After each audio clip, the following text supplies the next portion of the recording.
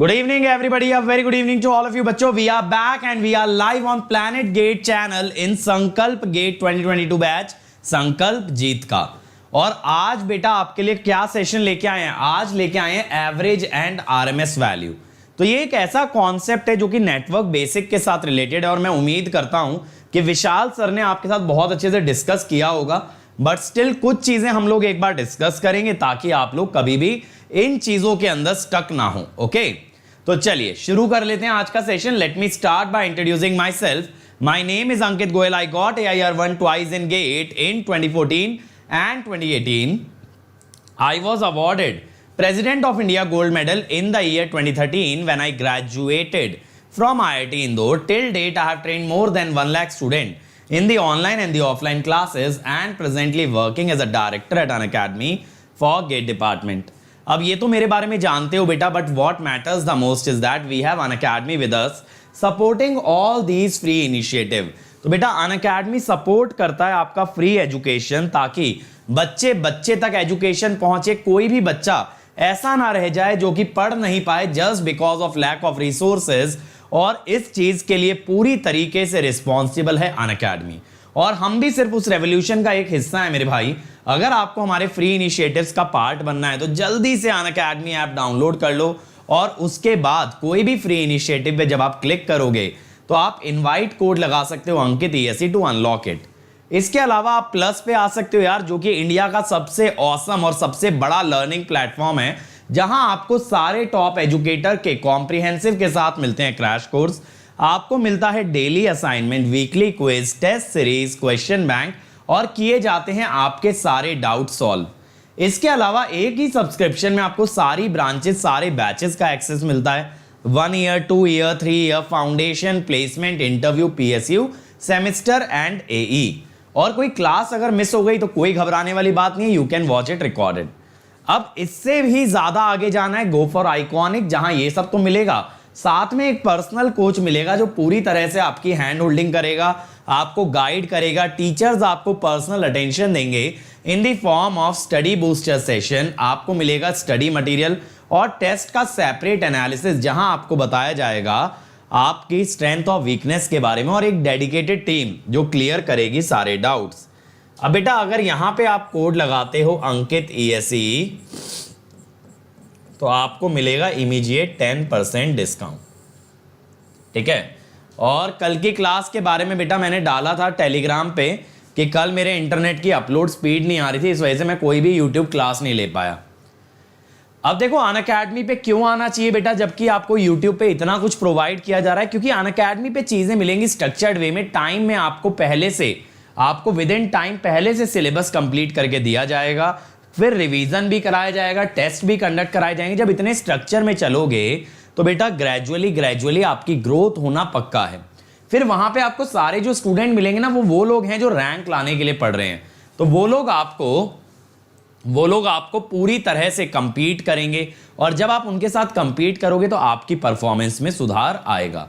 YouTube एक open platform है जहां पे कि कमिटमेंट इज नॉट कंपल्सरी, कि यार अगर कोई भी इनिशिएटिव डाई आउट होने लगता है तो we stop that initiative. Secondly जो बच्चे आते हैं उसमें बहुत बच्चे सीरियस भी होते हैं और बहुत बच्चे जस्ट आपको डिस्टर्ब करने भी आते हैं, इसीलिए it's better that you go with Unacademy if you can.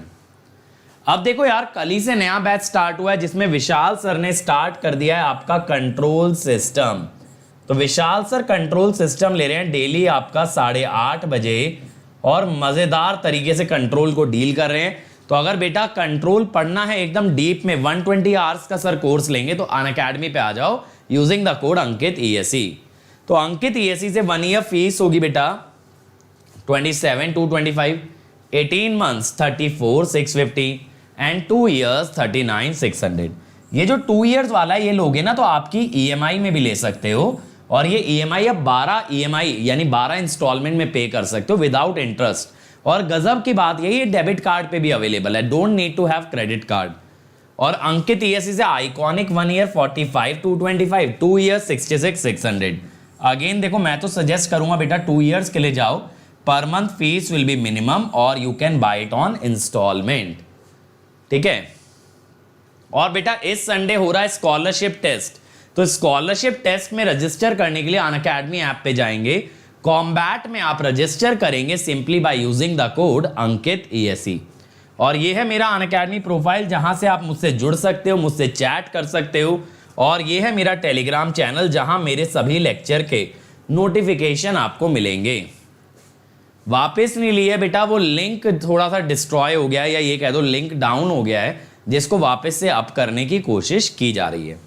ठीक है, वापस नहीं लिया। वापस क्या मैं अपनी जेब में रख के घूमूंगा उसे? मेरे किसी काम की है क्या? जो करते हैं बेटा तुम ही लोगों के लिए करते हैं, मैं क्या करूंगा उसका। ठीक है, चलो आ जाओ। आज बात करनी है यार एवरेज और RMS के बारे में, क्योंकि ये जो कॉन्सेप्ट्स है ना, ये नेटवर्क के पॉइंट ऑफ व्यू से भी काफी इंपॉर्टेंट है। और गजब की बात यह है कि आज जो मैं टॉपिक आपको पढ़ाने वाला था, मैं ऑर्थोगोनैलिटी को टच करने वाला था, तो वो आज ही के लेक्चर में विशाल सर ने लिया है इसी चैनल पे अभी 5 बजे। तो मेरे लिए वो टॉपिक भी डील करना काफी इजी हो गया, because you just now have studied that in signals, है ना। तो आज इस पे अच्छे से बात करेंगे कि कैसे एवरेज कैलकुलेट होती है, और सबसे बड़ी बात है कि एवरेज का फिजिकल सिग्निफिकेंस क्या होता है, इस पे हमें बात करनी है। ठीक है, अब देखो एवरेज क्या होता है। मीन होता है, बचपन में आप पढ़ते हो डिस्क्रीट नंबर्स का मीन कैसे लेते हैं, sum of the values divided by the number of values. तो आप बचपन में ये कहते हो कि मीन वैल्यू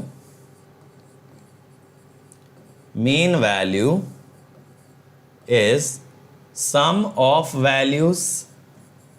ये डिस्क्रीट के लिए होता है, जहां सारी वैल्यूज अलग अलग होती हैं, divided by number of values. लेकिन जब कंटिन्यूअस फंक्शन आ जाते हैं यार, जब कंटिन्यूअस फंक्शन आ जाते हैं तब क्या होता है, तब ये समेशन इंटीग्रेशन से रिप्लेस हो जाता है। यानी कि तब आप ऐसा कह देते हो integration f dt bye integration dt, या फिर हम ऐसा कह देते हैं 1/t 0 to t f of t dt। अब t क्या होता है ना, t होता है पीरियड। t क्या होता है भाई? पीरियड। तो अब देखो, अगर आपके पास कभी कोई पीरियोडिक फंक्शन आ जाए, पीरियोडिक फंक्शन का मतलब क्या होता है, which repeats after a certain time interval. तो suppose if f of t is a periodic function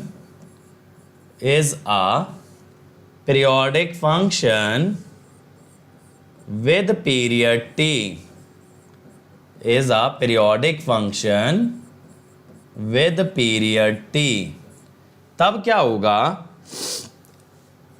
तब मेरे भाई f का एवरेज बनेगा। और यहां ना इंटीग्रेशन हम लेते हैं ओवर t। ओवर t का क्या मतलब है यार? इसका मतलब है ये इंटीग्रेशन 0 से कैपिटल T भी हो सकता है, -t/2 से t/2 भी हो सकता है, -t से 0 भी हो सकता है। यानी कि difference between the limits must be t। इसका मतलब क्या है? Difference of lower and upper limit, difference of lower and upper limit is t। Difference of lower and upper limit is t। ठीक है ना। तो ये होता है आपका एवरेज। तो एवरेज सर मैथमेटिकली तो समझ आता है, इसका प्रैक्टिकल सिग्निफिकेंस क्या है, ये एवरेज हम लोग क्यों डिफाइन करते हैं, इससे मिलता क्या है। देखो, तो पहले ये वाला नोट डाउन कर लो। निरंजन बेटा, मैंने वीडियो में जस्ट पीछे आपका जवाब दिया है, लिंक डाउन है, ठीक हो जाएगा तो वीडियो बुक वापस आ जाएगी। चलो, तो एक बार ये नोट डाउन कर लिया सभी लोगों ने। तो देखो यार, अब हम ये जानते हैं कि चार्ज की जो डेफिनेशन होती है, हम ये कहते हैं charge Q is integral I dt। और आपने अभी एवरेज का फॉर्मूला क्या लिखा, एवरेज में भी इंटीग्रेशन ऑफ I dt आया था, लेकिन बेटा यहां t से डिवीजन था, तो आप ये कह सकते हो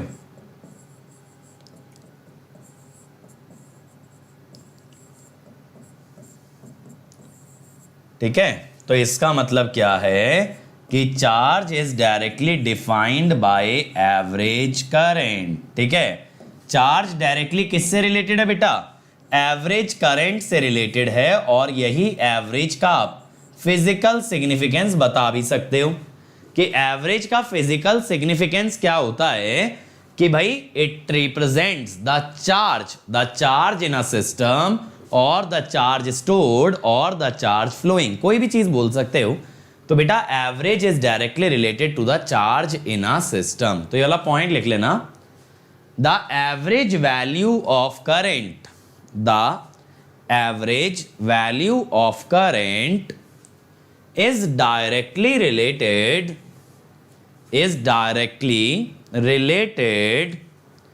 to the charge, is directly related to the charge accumulated over a time period capital T, charge accumulated over a time period capital T। ठीक है, that is called as the average। तो average is directly related to the charge। ठीक है ना। तो यानी देखो average में आपको क्या क्या चीजें पता होनी चाहिए कि भाई किसी भी फंक्शन का एवरेज सिंपली निकलता है 1/t where t is the time period। Simple है, फंक्शन का इंटीग्रेशन करो और पीरियड से डिवाइड कर दो। हम ऐसे भी कह देते हैं इसको, average is area of the curve divided by the duration of the curve. हम ऐसे भी लिख देते हैं, average is area under curve divided by duration of the curve.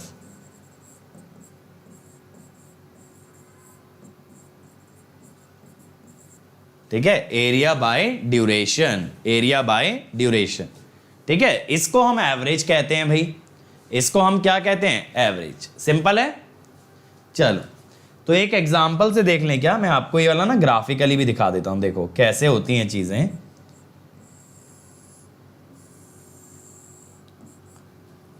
Network में भी क्या है ना, ये टर्म अक्सर यूज हो जाती हैं, इसलिए पहले तो मैं नहीं कराता था ये सब, लेकिन अब मैं कराने लग गया हूं कि इन केस अगर बच्चों को नहीं पता रहेगा then also they can prepare.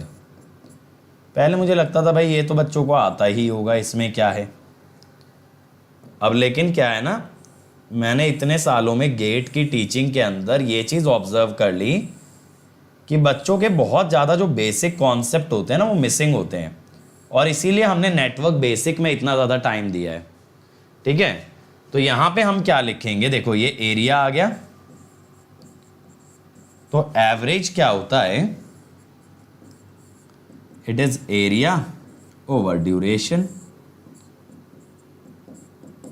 बस ये है एवरेज। ठीक है, और फॉरगॉटन मेमोरीज बेटा मैंने यहां पे लिखा भी है, इसका मतलब क्या होता है कि लोअर और अपर लिमिट का डिफरेंस कैपिटल टी होना चाहिए, यानी या तो 0 से कैपिटल टी चले जाओ, -t/2 से कैपिटल T/2 चले जाओ, -t से 0 चले जाओ। ठीक है, कैसे भी चल। अब एवरेज हमें क्लियर हो गया, अब हम चलते हैं आरएमएस की तरफ। आरएमएस वैल्यू, ठीक है, तो आरएमएस वैल्यू बेटा क्या होती है? That is root of mean of square. ठीक है, root of mean of square, that is called as RMS. तो इसका क्या मतलब है? मीन का मतलब है एवरेज, तो इसमें ना देखो उल्टा चलना, स्क्वायर के एवरेज का रूट, यानी पहले स्क्वायर लो, फिर उसका एवरेज लो, और फिर उसका स्क्वायर रूट ले लो। तो देखो यहां पे क्या होता है, यहां पे कोई भी फंक्शन का आरएमएस अगर निकालना है तो क्या करते हैं, पहले स्क्वायर लेंगे, तो लो भाई स्क्वायर लिया, ठीक है। अब इसका मीन कैसे लोगे, एरिया बाय ड्यूरेशन, ये हो गया मीन, और फिर मीन का स्क्वायर रूट, समझ आया। देखो पहले एफ स्क्वायर, फिर उसका इंटीग्रेशन बाय ड्यूरेशन यानी कि एवरेज, और एवरेज का root, that is called as the RMS value. Sir इसका सिग्निफिकेंस क्या होता है, आरएमएस क्यों निकालते हैं। अब बहुत सारे बच्चे देखो आरएमएस से लेकर के आरएमएस से जुड़े हुए कॉन्सेप्ट पे कंफ्यूज होते हैं, इसीलिए आरएमएस के बारे में बात कर लेते हैं। अब आरएमएस क्यों निकाला जाए, क्या होता है ना, आप ये जानते हो power dissipated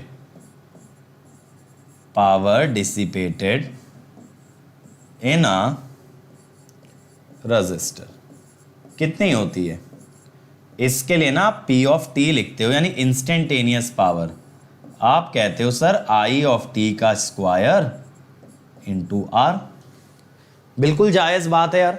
I of T का square into R will give you the instantaneous power, यानी मैंने इंस्टेंटेनियस पावर का आपको मतलब भी समझाया बेसिक के अंदर कि भाई power as a function of time, जब पावर किसी इंस्टेंट पे निकाली जाए तब वो कहलाती है instantaneous power.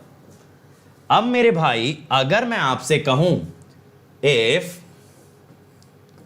I of T is a periodic function, if I of T is a periodic function of period T, अगर ये periodic है तो हम ये कह सकते हैं then P of T is also a periodic function।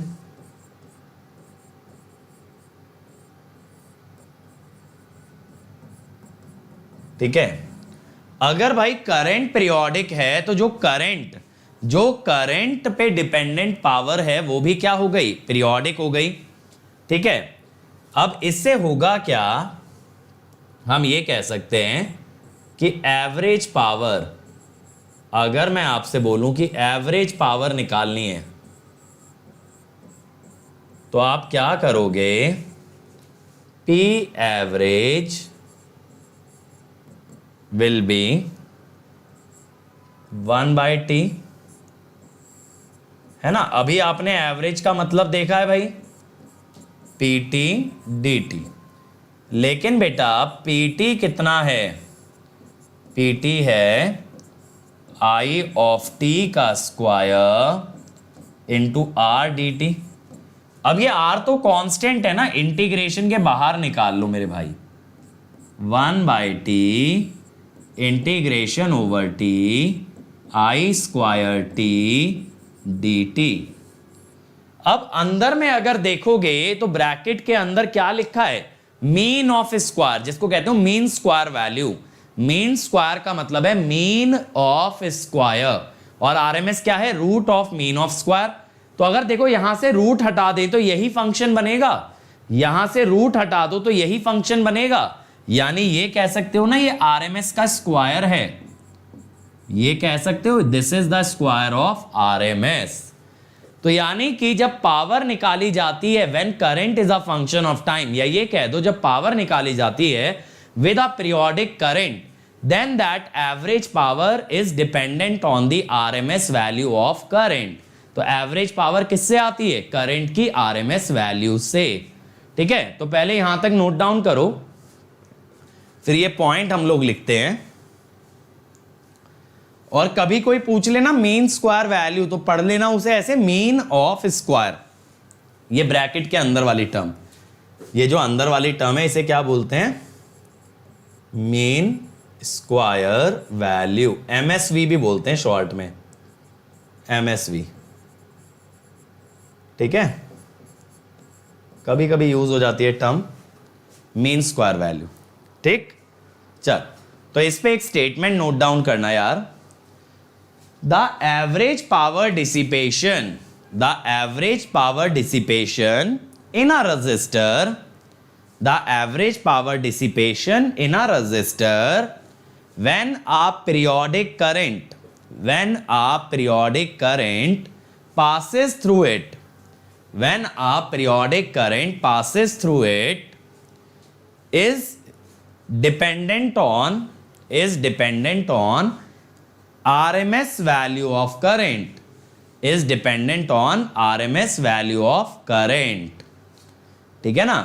अब देखो बहुत सारे बच्चे कंफ्यूज हो जाते हैं। बच्चे क्या सोचते हैं कि सर एवरेज करंट से एवरेज पावर आती है और आरएमएस करंट से आरएमएस पावर। नहीं बेटा, एवरेज पावर आती है आरएमएस करंट से, ये ध्यान रखना। आरएमएस पावर जैसा कोई कॉन्सेप्ट नहीं है। पावर का सिर्फ क्या होता है, दो वैल्यू देखी जाती हैं, तो एवरेज या इंस्टेंटेनियस, दो वैल्यूज, इंस्टेंटेनियस या फिर एवरेज। आरएमएस पावर वाला कोई कॉन्सेप्ट नहीं होता। और एवरेज पावर के लिए कौन सा करंट यूज करना है, आरएमएस करंट। तो ये वाला पॉइंट लिख लेना, there is no such thing as RMS power, there is no such thing as RMS power, but average power is given by RMS current. Average power is given by RMS current. ठीक है, यहां तक चमका भाई। अब एक चीज और समझना यार, for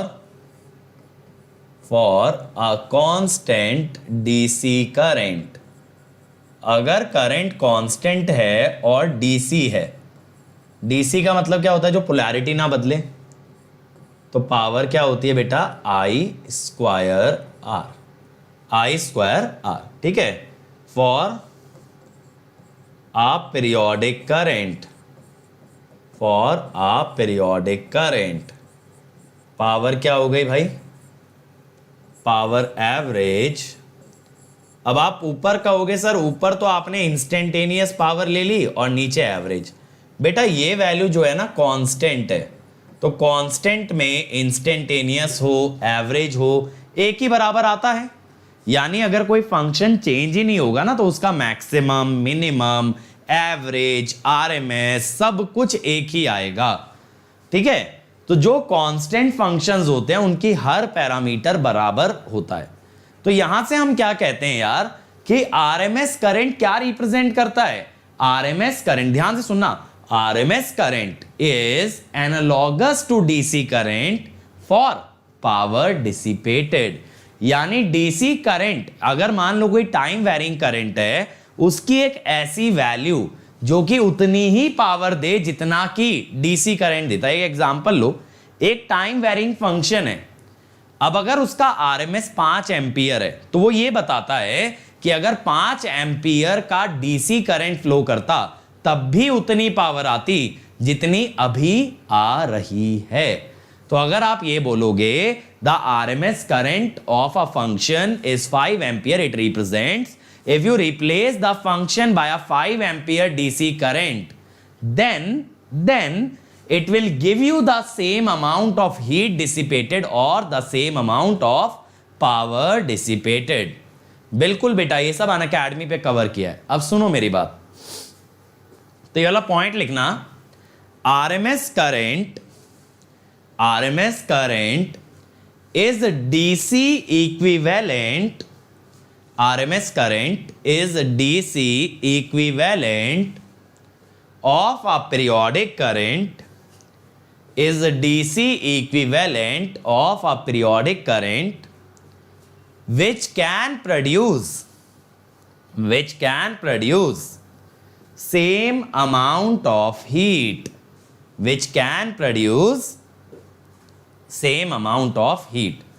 लोकेश, मेरा ये कहना है अगर आप डीसी करंट कितना लेते, इसके आरएमएस के बराबर, तो दोनों की पावर बराबर आती। यानी डीसी में अगर आप आरएमएस करंट के बराबर एक कांस्टेंट करंट ले लो तो भी पावर उतनी मिलेगी जितनी एसी करंट के साथ मिलेगी। ठीक है, ये बात समझ आया। एसी करंट अगर 5 वॉट देता है तो डीसी में आप आरएमएस के बराबर करंट लगाओ, वो भी 5 वॉट ही देगा। तो यानी आरएमएस किससे जुड़ी है, पावर डिसिपेशन से, एवरेज किससे जुड़ा है, चार्ज से। ये बात क्लियर हो गई, ये बात क्लियर हो गई भाई। चलो अब देखो क्या होता है, अगले कॉन्सेप्ट पे मैं आता हूं, अगले कॉन्सेप्ट पे आता हूं, दैट इज दी, जो आज आपको विशाल सर ने भी बताया होगा,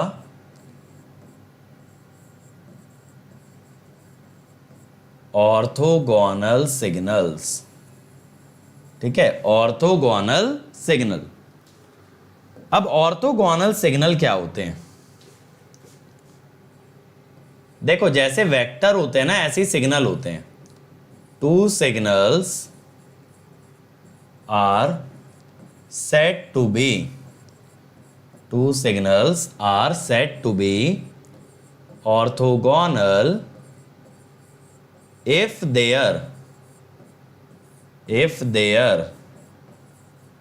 inner product is zero, if their inner product is actually equal to zero।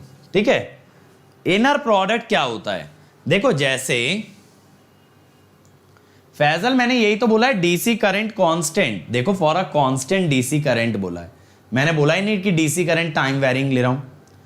अब देखो जैसे दो वेक्टर ऑर्थोगोनल या परपेंडिकुलर कब होते हैं, जब उनका डॉट प्रोडक्ट जीरो आ जाए। ऐसे ही दो सिग्नल ऑर्थोगोनल तब होते हैं जब उनका इनर प्रोडक्ट जीरो आ जाए। ये इनर प्रोडक्ट जो है ना, it is analogous to the dot product of vectors, it is very similar to the dot product of vectors.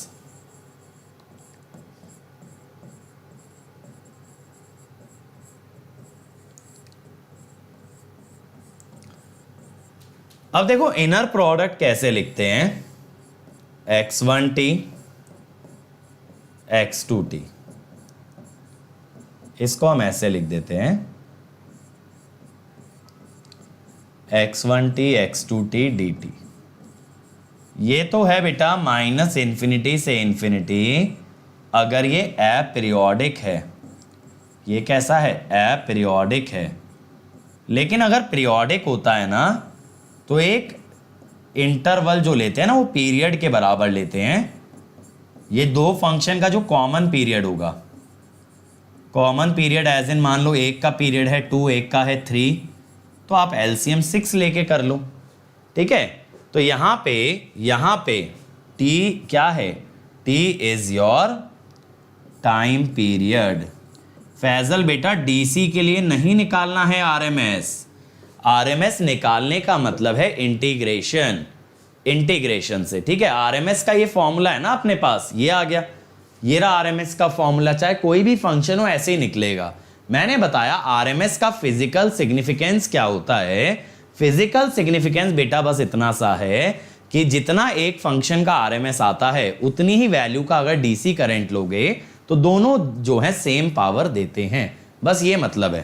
ठीक, अब कॉन्जुगेट की बात कर रहे हो बेटा, मैंने यहां कॉन्जुगेट क्यों नहीं लगाया, because I am considering real signal. देखो नेटवर्क के अंदर कॉम्प्लेक्स सिग्नल तो आने से रहा, ठीक है, तो हम बात कर रहे हैं रियल सिग्नल्स की। तो रियल सिग्नल्स में कॉन्जुगेट की जरूरत नहीं पड़ती, इसीलिए मैंने कॉन्जुगेट का यूज नहीं किया है, x1t x2t dt। ठीक है, तो यहां तक हमको समझ आया। अब बेटा यहां पे दो सिग्नल ऑर्थोगोनल जो होते हैं, कुछ एक चीजें जो कि ऑर्थोगोनल होती हैं आपको पता होनी चाहिए। देखो sine omega naught T and cos omega naught T are orthogonal to each other, are orthogonal to each other. देखते चलो जल्दी जल्दी, ठीक है ना।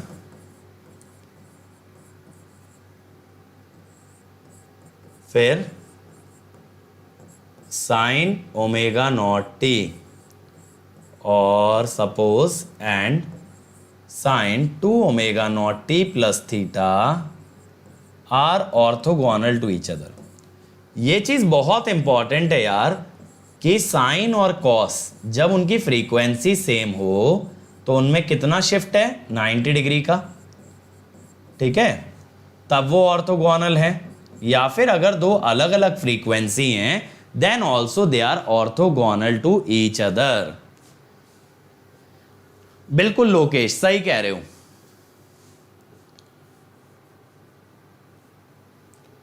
Thank you Parikshit. चलो अब एक ये वाला पॉइंट लिख लो यार, two sinusoids of different frequencies, two sinusoids of different frequencies are always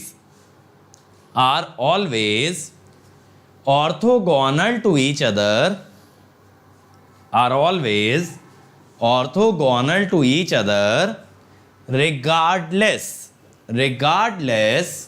of the phase shift, regardless of the phase shift between them, regardless of the phase shift between them. ठीक है, next point, if the sinusoids have the same frequency, if the sinusoids have the same frequency, then they are orthogonal, if the phase shift between them is 90 degree, if the phase shift between them is 90 degree. अब देखो मेरे भाई, हम एक बात बहुत अच्छे से जानते हैं सिग्नल्स के माध्यम से कि any periodic function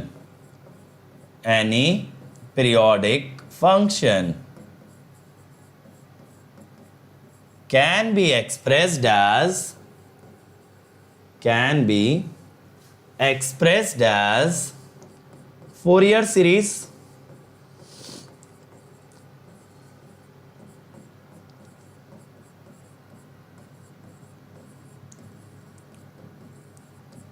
ठीक है, कोई भी पीरियोडिक फंक्शन एक फोरियर सीरीज की तरह लिखा जा सकता है। तो अब देखो, जैसे मान लो मैंने लिखा ft, ठीक है, इसको मैंने ऐसे दिखा दिया a0 प्लस a1, सपोज आप देखते चलना, सपोज मैंने ऐसा दिखा दिया एंड सो ऑन। ठीक है, अब अगर मैं आपसे ये कहता हूं मेरे भाई कि इसका RMS निकाल दो, तो आप क्या बोलोगे कि सर यहां पे आप क्या कर लो ना, आप ऐसे बोलोगे सर RMS के लिए आप एक काम कर लो कि 1/t लो, f² t लो, dt लो। मैं कहूँगा यार इतना तो मुझे भी पता है, लेकिन अब इतना करेगा कौन? तो अब मेरी बात को ध्यान से समझना, इन f² t, यहाँ पे देखो दो तरह की टर्म होंगी, एक तो स्क्वायर ऑफ ईच टर्म आएगा, है ना, हर एक टर्म का स्क्वायर आएगा आपके पास। एक आएगा बेटा, जब स्क्वायर खोलते हो तो a² plus b² plus 2ab आता है, यानी एक तो a का स्क्वायर, एक तो b का स्क्वायर, और एक बेटा a और b का प्रोडक्ट। तो यहां पे क्या आता है? स्क्वायर ऑफ ईच टर्म, और दूसरी तरह की term product of two terms. ये दो चीजें बनती हैं भाई हमारी, ये दो चीजें बनती हैं हमारी। अब यहां ये जो दो चीजें बन रही हैं, यहां ये जो दो चीजें बन रही हैं, तो आप एक चीज जानते हो कि यहां पे all terms are orthogonal to each other. क्यों है सर ऑर्थोगोनल? क्योंकि अलग अलग फ्रीक्वेंसी के हैं। आप ना क्राइटेरिया में डाल के चेक कर सकते हो, बट मैं उतना डिटेल में नहीं जाना चाह रहा कि मैं ये प्रूव करूं कि sin ω0t और sin 2ω0t ऑर्थोगोनल होते हैं, वो मैं नहीं चाहता। मैंने आपको बता दिया, आप मान लो, अदरवाइज आप इंटीग्रेशन में डाल के चेक कर सकते हो। जब all terms are orthogonal to each other, तो इसका मतलब सिर्फ एक निकलता है कि integration of product terms is 0। यही तो ऑर्थोगोनैलिटी है भाई, यही तो ऑर्थोगोनैलिटी है कि दो दो टर्म के प्रोडक्ट का इंटीग्रेशन 0 आएगा, इंटीग्रेशन 0 आएगा। तो इसका मतलब है प्रोडक्ट वाली टर्म्स तो कट गई, तो आपके पास क्या बच गया यार? इस लॉजिक से आपके पास ना बस ये बच गया, देखो 1/t integral over T square बच जाएंगे। ठीक है, अब देखना, मेरी बात को समझना, ये बचेगा। ठीक है,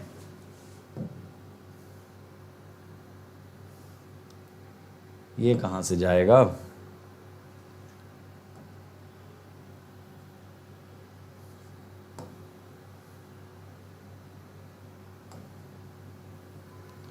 क्या किया जाए?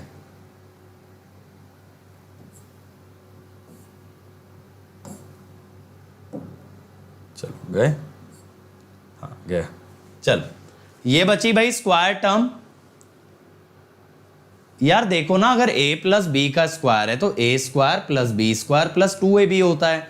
मैंने बोला अगर a और b ऑर्थोगोनल हैं तो उनके प्रोडक्ट का इंटीग्रेशन 0 आएगा। यही तो ऑर्थोगोनैलिटी है। Integration of product must be 0। Integration of product या इनर प्रोडक्ट मस्ट बी 0। ठीक है, तो प्रोडक्ट का इंटीग्रेशन तो 0 आ गया, बचा क्या? स्क्वायर। अब देखो इसको कैसे लिखोगे? a1 स्क्वायर वाली टर्म को साइन स्क्वायर थीटा होगा 1 minus cos 2 theta by 2। 1 minus cos 2 theta by 2। Cos 2 theta का इंटीग्रेशन एक पीरियड में 0 बनेगा। अगर आप साइन या कॉस फंक्शन देखो तो उसका एक पीरियड में इंटीग्रेशन 0 होता है, क्योंकि पॉजिटिव और नेगेटिव रीजन बराबर होता है। जितना वो 0 के ऊपर है उतना ही वो 0 के नीचे है। तो जितना प्लस में एरिया है उतना ही माइनस में एरिया है, तो उसका टोटल एरिया 0 आता है।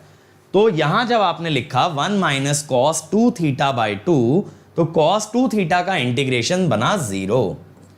तो आपके पास बेसिकली बन क्या गया ना यार, देखो कांस्टेंट का इंटीग्रेशन क्या होता है? Constant into interval. इधर ना 1 माइनस कॉस 2 थीटा बाई 2 था, ये 2 नीचे आ गया, कॉस 2 थीटा चला गया, 1 का इंटीग्रेशन तो t ही होगा। तो ऐसी टर्म बन जाएंगी। ठीक है, अब यहां से t कट गया तो क्या बचा? देखो a0 square plus a1 square by 2 plus a2 square by 2। तो बेटा इस तरीके से एक फोरियर सीरीज का आरएमएस आता है। ठीक है, इस तरह से एक फोरियर सीरीज का आरएमएस आता है। ये कांस्टेंट वाली टर्म डीसी है और बाकी की सारी जो टर्म है साइन वाली ये एसी है। तो इसीलिए हम ऐसा भी कह देते हैं under root DC square plus AC square. समझ आया ना? मैंने इंटीग्रेशन करके नहीं दिखाया, मैंने बस ये बोला साइन स्क्वायर का होता है 1 माइनस कॉस 2 थीटा बाई 2। तो कॉस 2 थीटा का इंटीग्रेशन 0 और 1 का इंटीग्रेशन क्या होगा? 1 इंटू टाइम पीरियड। तो टाइम पीरियड तो t आ गया ना। ठीक, अब इसीलिए हम क्या कहते हैं, इसीलिए देखो हम क्या कहते हैं कि if we express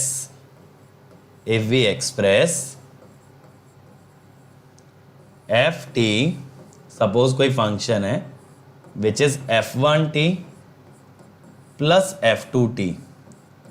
ठीक है, where f1t and f2t are orthogonal to each other.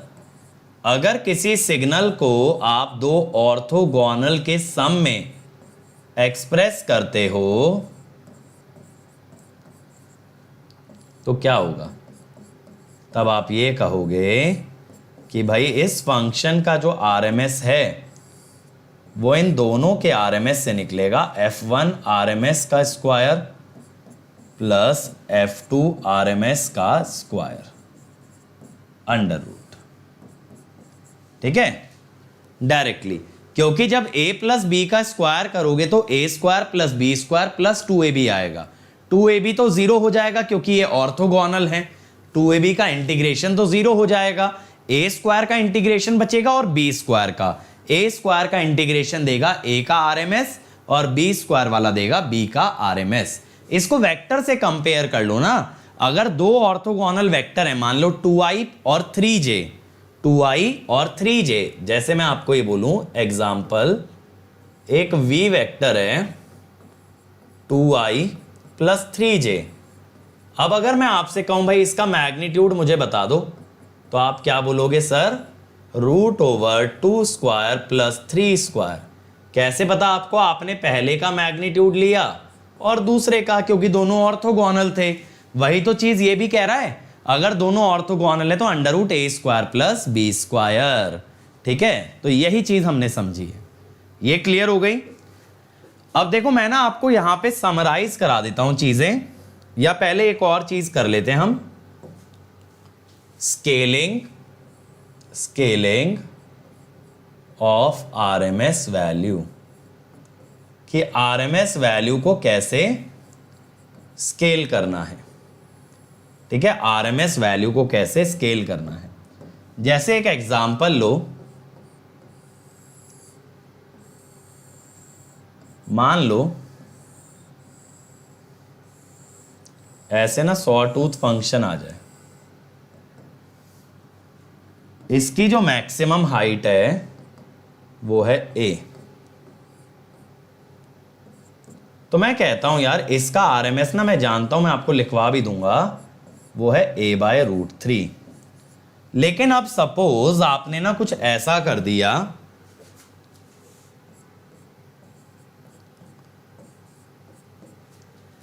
कि यहां पे आपने ना कुछ ऐसा बना दिया, देखो आपने इस फंक्शन को ऐसा बना दिया, मैंने बोला कि ये मैंने कर दिया t/3 t 4t/3, यानी t/3 में तो मेरे पास सॉटूथ आ रहा है और बेटा बाकी के टाइम में 0 आ रहा है। अगर आप सोचो तो t/3 के कितने ट्राइंगल बन सकते थे t में, एक्चुअली ना यहां पे 3 ट्राइंगल बन सकते थे ऐसे, इस टाइप से, है ना। तो that means only 1 triangle is taken out of 3। अब इसमें क्या हुआ यार, अगर ऐसे 3 ट्राइंगल आते तो ये वेवफॉर्म और ये वेवफॉर्म सेम रहती। सोच के देखो ना, अगर इस टाइप के 3 ट्राइंगल बने होते तो ये पहली वेवफॉर्म जैसा ही तो दिखता, तब इसका आरएमएस कितना होता, a/√3। लेकिन जब आपने 3 में से एक ही ट्राइंगल लिया तो बेसिकली एरिया क्या कर दिया आपने, 1/3, तो एरिया बिकम्स 1/3। सिंपल सी बात सोच के देखो भाई, जब आपने 3 में से एक ही ट्राइंगल लिया तो एरिया आपका क्या हो गया, 1/3 हो गया, 1/3 रह गया। तो मैं कहता हूं कि F1 RMS क्या होता है मेरा, ये पुरानी वाली RMS और एरिया 1/3 रह गया। नहीं तो ऐसे सोच लो t/3/t, इसका रूट ले लिया जाए तो ये आया a/3। ऐसे निकलती है आरएमएस की स्केलिंग। तो यहां पे बेटा ये जो आपने स्केलिंग की है ये रूट के अंदर क्यों की है, डाउट ये आना चाहिए, क्योंकि बेटा जब आरएमएस निकालते हैं तो रूट के अंदर ही एरिया लेते हैं। तो एरिया 1/3 हुआ है तो आरएमएस में तो एरिया रूट के अंदर आता है, तो आरएमएस कितनी हो गई, 1/√3 टाइम्स हो गई, 1/√3 टाइम्स हो गई। ठीक है, तो that is the RMS value is a/3। अब मैं आपको समरी लिखवा देता हूं जिसमें कि कुछ कॉमन आरएमएस वैल्यू और फंक्शन भी दिखा दूंगा, देखना। समरी, हमने बोला कि फंक्शन का एवरेज कितना होता है भाई, 1/t integration over t ft dt। हमने बोला भाई फंक्शन का आरएमएस कितना होता है, ये होता है 1/t integral over t f² t dt। ठीक है, हमने बोला अगर f की वैल्यू f1 प्लस f2 है, जहां f1 and f2 are orthogonal, ठीक है, अगर ये दोनों ऑर्थोगोनल हैं तो f RMS कैसा होता है, f1 RMS का स्क्वायर प्लस f2 RMS का स्क्वायर अंडर रूट में, ये आ जाती है RMS वैल्यू। ठीक है, अब इसके बाद बेटा कुछ फंक्शंस की आरएमएस आपको पता होनी चाहिए।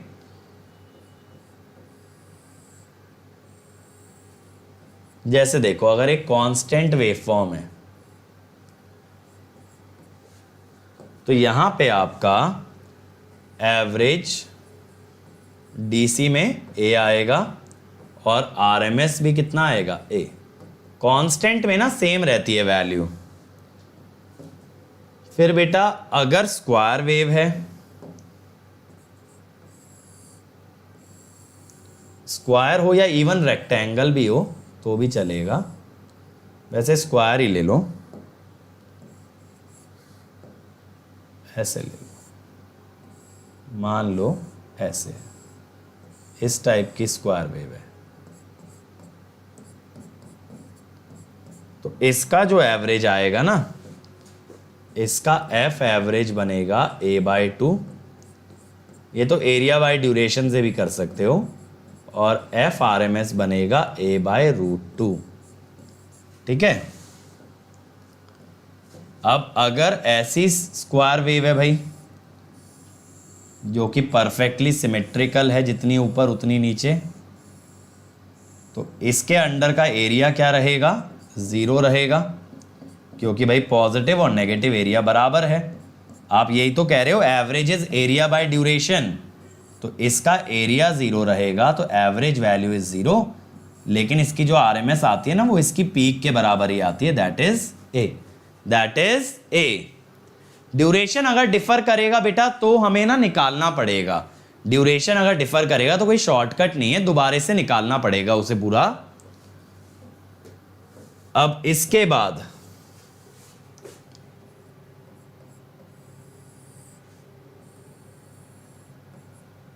देखो, अगर ट्रायंगल आ जाए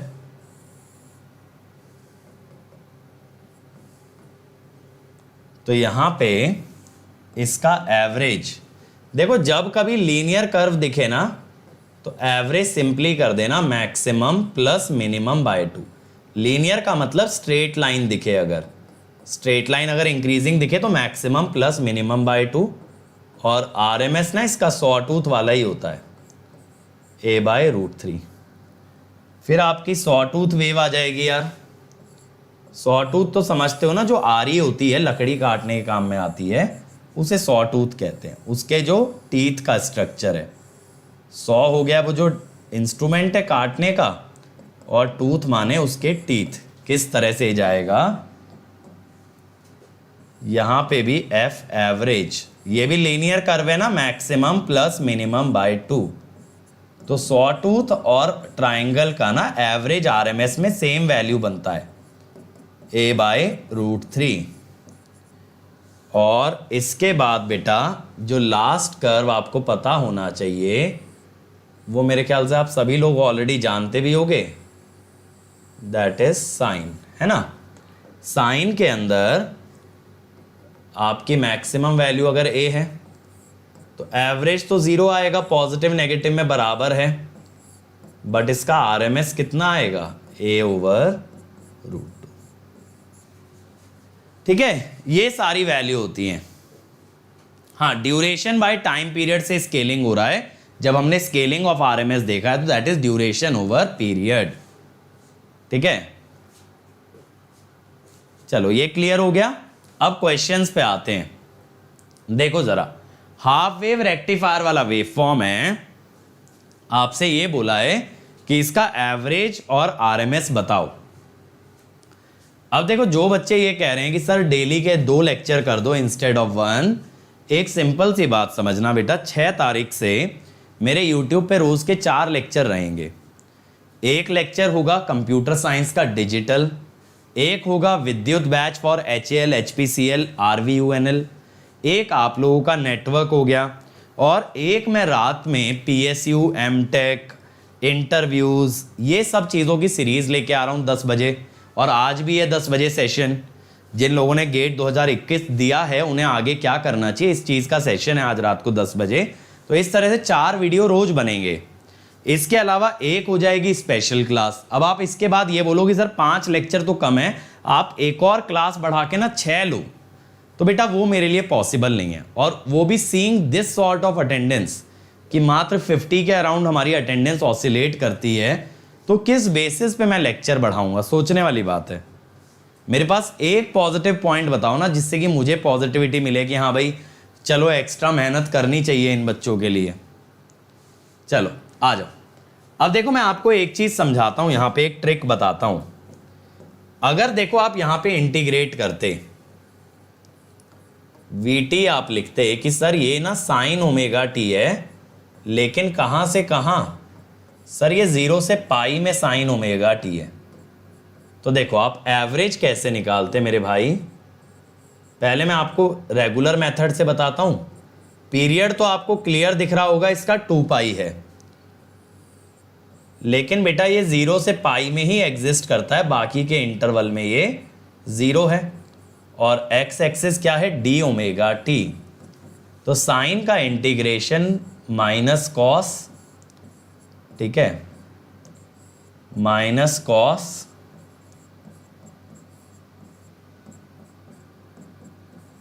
तो Vm बाय पाई, ये आया। ठीक है, ऐसे ही आप चाहते तो रेगुलर मेथड से आप RMS निकालते, ये वो मैं बता रहा हूं जो हर बच्चा कर सकता है। इसके बाद मैं वो बताऊंगा जो तुम्हें एक्चुअली एग्जाम में काम आने वाला है, जो कि है शॉर्टकट।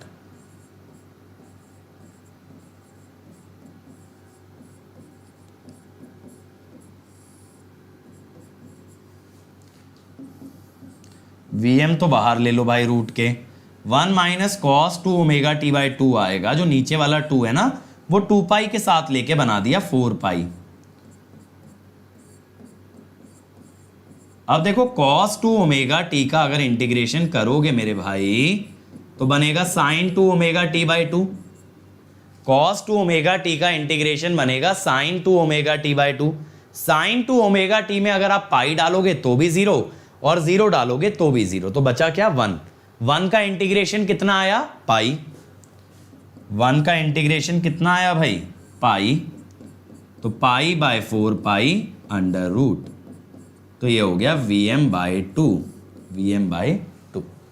ये तो हुआ आम मेथड। अब मैं आपको बताता हूं, आपको ये याद करना है, area of one loop of sine और कॉस, साइन और cosine is 2 into peak value, लेकिन कब, ऐसा तब if x axis is omega T, यानी एंगल के रेस्पेक्ट में अगर ग्राफ प्लॉट किया है ना तो उसका एरिया क्या आता है, 2 times the peak value.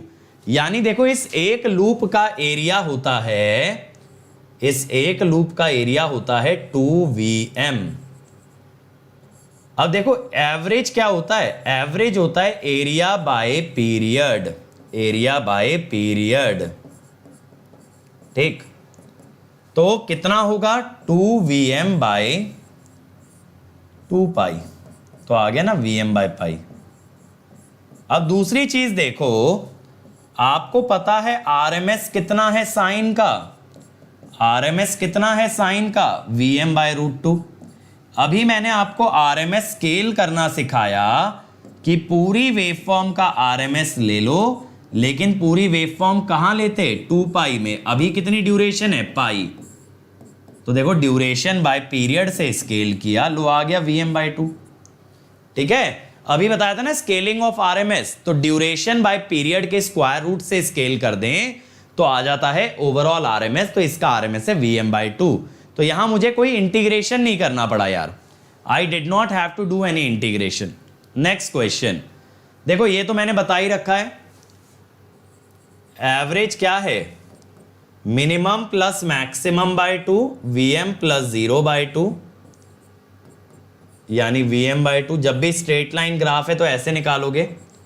RMS क्या है, peak by root 3, peak by root 3। ठीक है, अगला देखो, अब ये वाला ट्राई करके बताओ यार, average and RMS value of this wave form. देखो इसमें बहुत सारे लोग ना इंटीग्रेशन से जाएंगे, मैं आपको बताता हूं इसको करने का बेस्ट तरीका क्या है। इस फंक्शन को ना यार दो फंक्शन में हम तोड़ते हैं, ध्यान से समझना मेरी बात को। इस फंक्शन को ना दो फंक्शन में तोड़ो यार। एक तो फंक्शन आया ऐसा, फिर 0,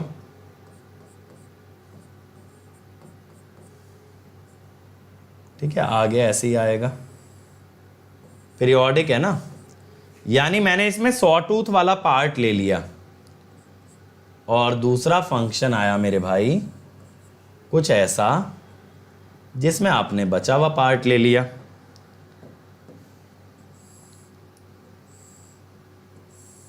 इस टाइप से, ठीक है, ऐसे दो पार्ट में ब्रेक कर लिया ना। अच्छा मुझे बताओ, अगर इन दोनों फंक्शन को आप ऐड करोगे तो मिल जाएगा ना ओवरऑल फंक्शन।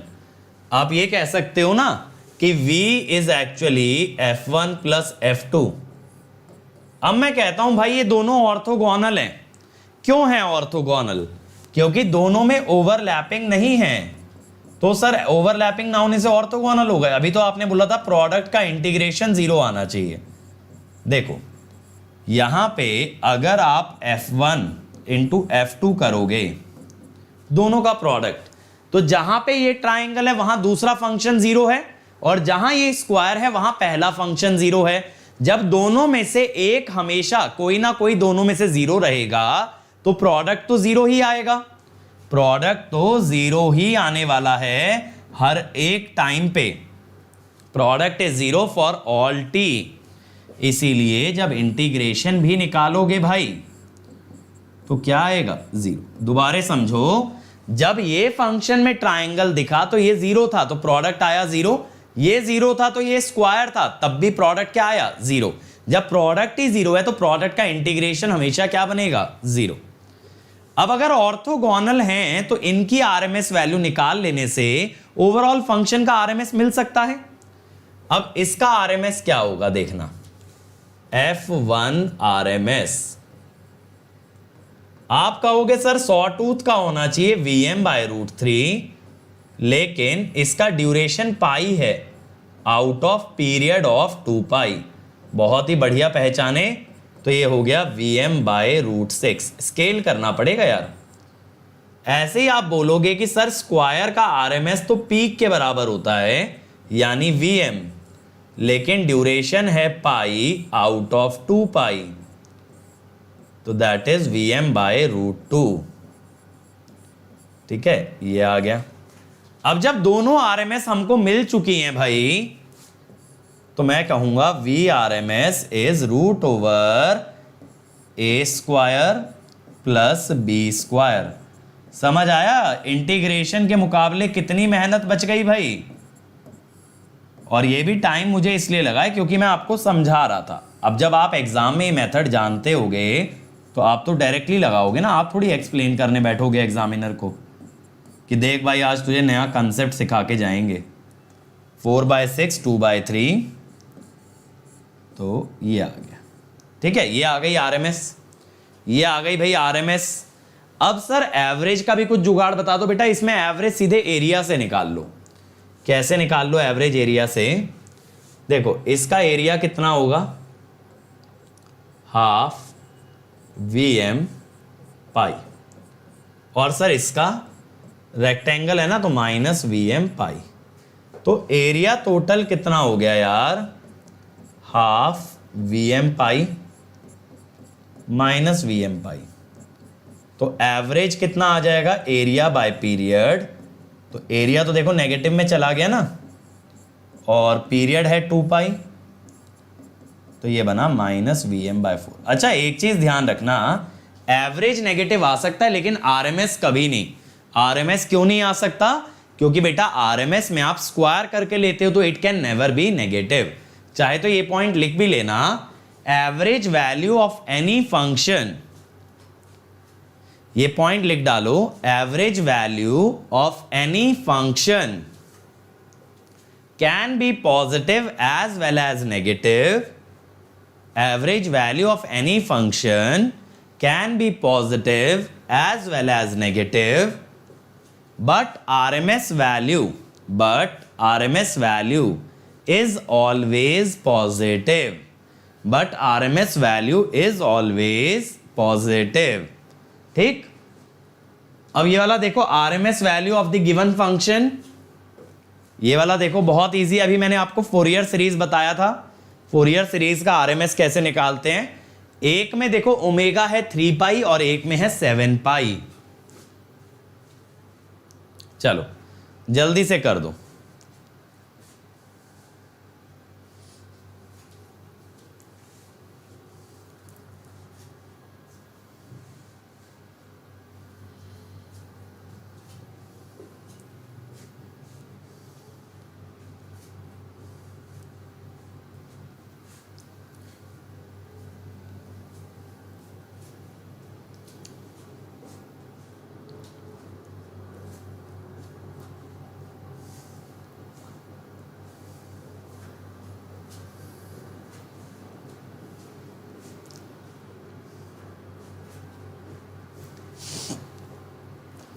चलो जल्दी बताओ भाई, क्या आ रहा है। देखो ये दोनों ऑर्थोगोनल हैं, ये तो पक्का है, अलग अलग फ्रीक्वेंसी के हैं। तो पहले का RMS 2/√2 का स्क्वायर, दूसरे का RMS 4/√2 का स्क्वायर।